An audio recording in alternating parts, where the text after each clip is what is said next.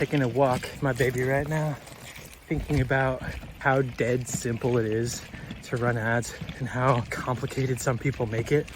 I could explain this whole thing to you on this walk. Matt and I have been running ads for a long time. Last 7 or 8 years, we have spent millions of dollars on ads. There's really only a few metrics we're looking at running ads to Skool that matter. You don't need to learn everything else. The guiding light is click-through rate in the beginning. If you don't have a click-through rate over 1% when you start running ads, you need to stop running that ad. You need to gather enough data first to make sure that your click-through rate is what it is. So you need to get 10 clicks, but that's key, click-through rate.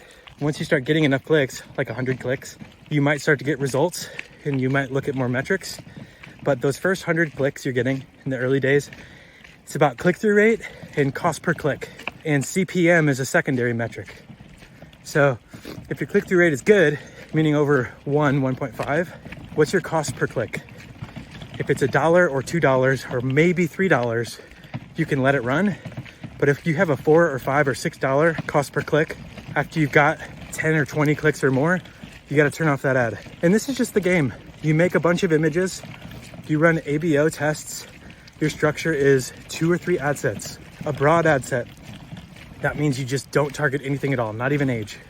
Let the algorithm find your age group. I'm telling you, it'll save you money. Even if you specifically cater to people that are only 45 to 55, don't target that. You'll spend extra money. Facebook charges more for that targeting. So you're running your first campaign. One's a testimonial and it has a dark background. One is a photo of you and the client. One is a text-only ad. One might just say the name of your group and have a tagline. Another could be something else you find as a Canva template. Honestly, look through Canva for inspiration there. So you have your broad ad set with your 5 images, right? You duplicate that ad set. Now you have 2 ad sets. They both have the same images. Just change the audience on one of them to either be an interest stack or an audience. The interest stack one, I recommend if you can create a group of interests that you search on Facebook in the interest area, and you can get at least 10 million people in that audience size. So boom, 2 ad sets, 10 ads, you run it. You see what happens. That click-through rate data, it's gonna tell you how good your ad is. You're not gonna get any results for a while, most likely. If you get a few early results, it's because you have a good offer or you have a warm pixel. That's good, but often those results will fall off. You have to kind of keep trying to find the best creatives. You usually get a couple quick wins, dies out, and you gotta build it back up. It's okay, baby. We're going on this little walk. Now you gotta run that for at least $5 or $10 per ad set.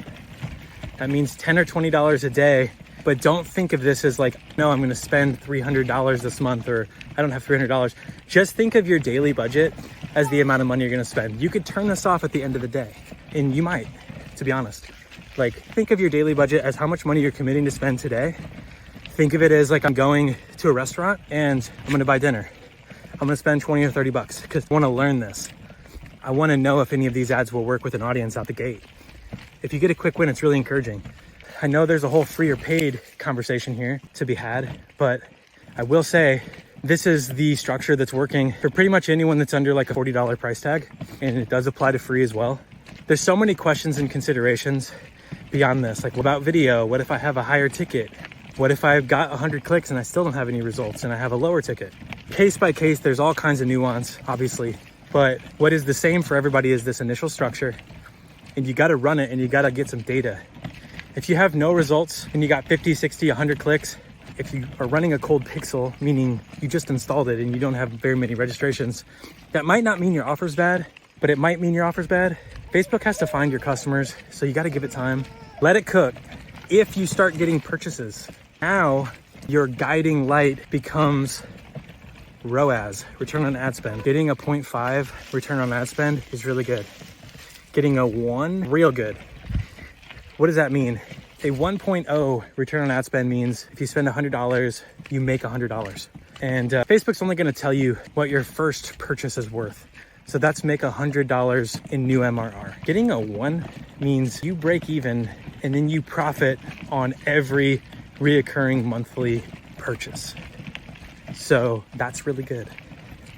Honestly, like when we started, we did get like a 2 return on ad spend initially for a while, but then it kind of dies down. We're honestly very happy with a 0.5 to a 1.5.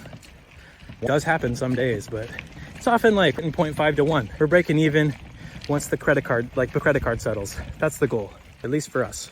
Y'all are gonna be different too. Like upselling, you got a huge upsell and 3% of people end up paying you $1,000 a month. You might be cool with like a 0.2 return on ad spend. I know it seems complicated, but it's really not. You don't need a spreadsheet. You don't need to learn all the other terms.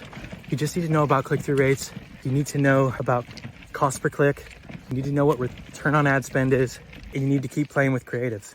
Like, if you just start running ads knowing those things, you will learn the things you need to learn as you go.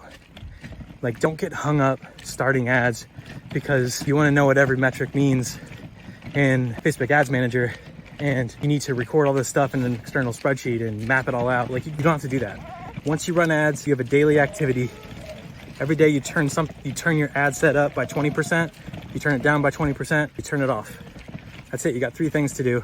That's the campaign structure, and that's what you do every day. That's really it. The rest is like, yeah, you need some tutorial videos to execute that, but don't go overly complex. Simple works. And then over time, you can break these things into CBOs and shopping campaigns. You see other people talk about these more AI-based dynamic campaigns. Those are good later. Just don't do them initially. That's it. Bye.